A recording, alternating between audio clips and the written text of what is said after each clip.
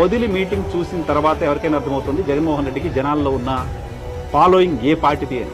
ఓ cinema యాక్టర్కి ఉన్న following కంటే ఓ 10-15 రెట్లు ఎక్కువ ఫాలోయింగ్ జగన్మోహన్ రెడ్డికి ఉన్నట్టు కనపడుతుంది. ఓ పొలిటికల్ పార్టీ లీడర్కి ఆ స్థాయిలో జనాల నుంచి స్పందన రావడం, ఆ స్థాయిలో ఆయన ఫాలో అవుతూ ఉండడం అనేది ఖచ్చితంగా చిన్న విషయం కాదు. జస్ట్ జగన్మోహన్ రెడ్డి అక్కడికి వస్తున్నారు అనే ఒక సమాచారం అంతే. ఆ సమాచారంతో పార్టీ యంత్రాంగంతో సంబంధం లేకుండా, పార్టీ నాయకత్వంతో సంబంధం లేకుండా చాలా పెద్ద ఎత్తున జనాలు జగన్మోహన్ రెడ్డితో నడిచేందుకు, జగన్మోహన్ రెడ్డి చూసేందుకు అక్కడికి వస్తున్నారు. వైసీపీ బలం, వైసీపీ ధీమా ఏదైతే, తెలుగుదేశం పార్టీ టెన్షన్ కూడా అదే.